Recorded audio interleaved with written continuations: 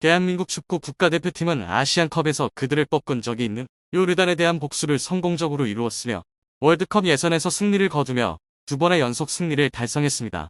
홍명보 감독의 지휘 아래 한국 대표팀은 2026년 월드컵 아시아 지역 3차 예선 B조 경기를 한국 시간으로 오늘 새벽 요르단 암만 국제 경기장에서 치렀습니다. 경기에서 이재성이 전반전에 선제골을 넣고 오현규가 후반전에 추가골을 넣으며 한국은 요르단을 2대0으로 이겼는데요. 주장 손흥민이 부상으로 결장하고 황희찬 또한 부상으로 전반 중간에 교체되는 상황에서도 팀은 성공을 거두었습니다. 그러나 팬들이 승리를 축하하는 동안 홍명보 감독의 경기 후 발언이 발표되어 축구계에 충격을 주었습니다.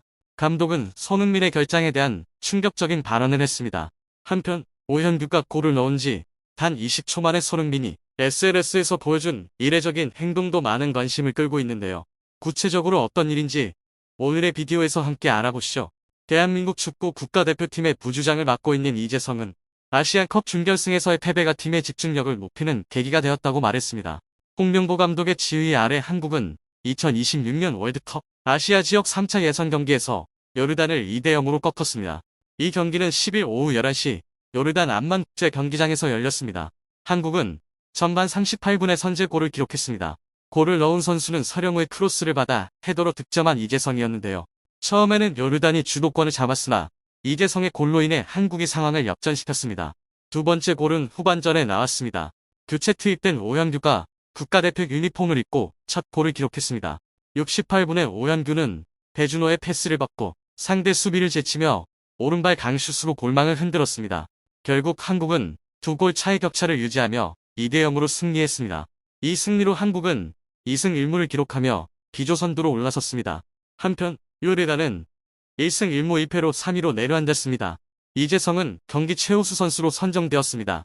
경기 후 그는 승리로 팬들에게 기쁨을 드린 약속을 지켜서 기쁘다라고 말했죠. 이번 승리는 지난 2월 아시안컵 준결승에서 요르단에 0대2로 패했던 것을 성공적으로 복수한 결과입니다. 이재성은 아시안컵에서의 패배가 우리에게 더 집중하게 하는 동기가 되었다. 그 정신이 오늘 경기장에서 잘 드러났다. 이번 승리가 앞으로의 예선 여정에 큰 동기부여가 될 것이다라고 말했습니다. 손흥민 없이 요르단을 꺾은 것은 이번 승리를 더욱 의미있게 만들었습니다.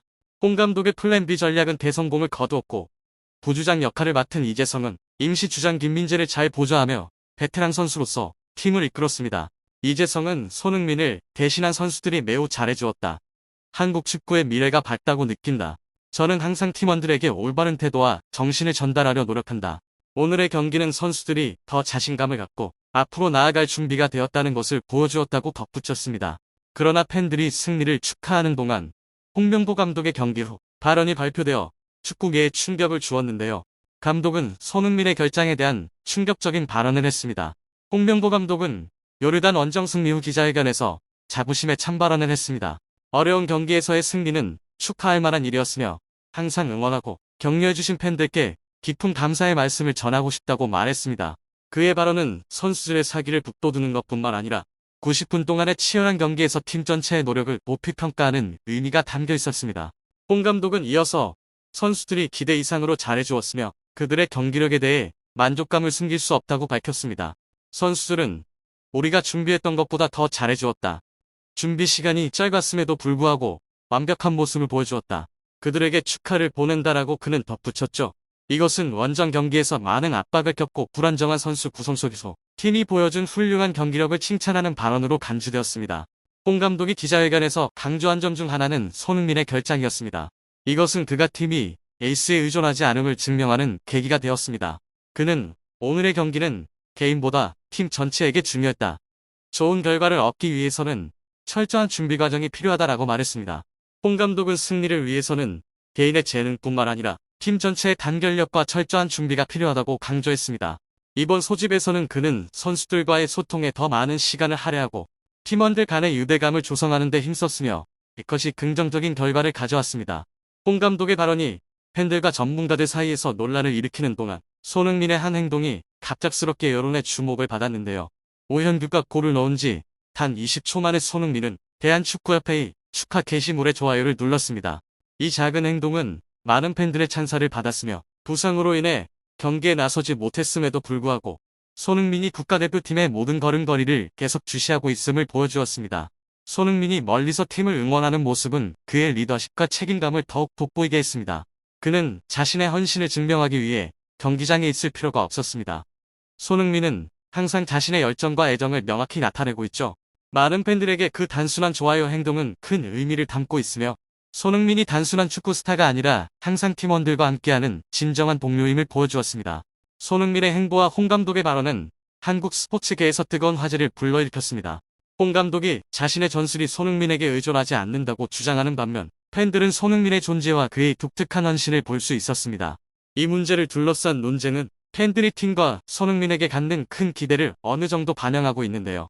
손흥민은 경기에 나서지 않았지만 그는 팬들의 칭찬과 그의 중요성을 확인하는 목소리를 통해 여전히 강한 영향을 미치고 있습니다. 요르단 원정 승리에서의 긍정적인 결과는 단순한 승리를 넘어 팀의 끊임없는 노력과 팬들의 단결을 증명하는 사례였습니다. 한편 토트넘 호스퍼는 손흥민과의 계약을 1년 연장할 계획입니다. 영국 축구 매체 풋볼 팬퍼스트에 따르면 토트넘은 손흥민과의 계약 연장 조항을 발동할 계획입니다. 손흥민은 인터뷰에서 계약 연장에 대한 논의는 아직 없다고 밝혔습니다. 토트넘은 손흥민의 대체자로 하비 푸아도를 고려하고 있죠. 손흥민은 토트넘의 전설적인 선수입니다. 그는 2015-2016 시즌에 팀에 합류하여 현재 클럽에서 10번째 시즌을 보내고 있습니다. 2021-2022 시즌에 그는 프리미어리그 득점왕이 되었고 토트넘에서 400경기 이상 출전했습니다. 지난 시즌 그는 클럽의 새로운 주장으로 임명되었습니다. 2015-2016 시즌 손흥민은 마우리시오 포체티노 감독의 초대로 토트넘에 합류하면서 프리미어리그에 데뷔했습니다. 처음에는 프리미어리그에서 많은 어려움을 겪었습니다. 그의 터치와 이동 능력은 기대에 미치지 못했습니다.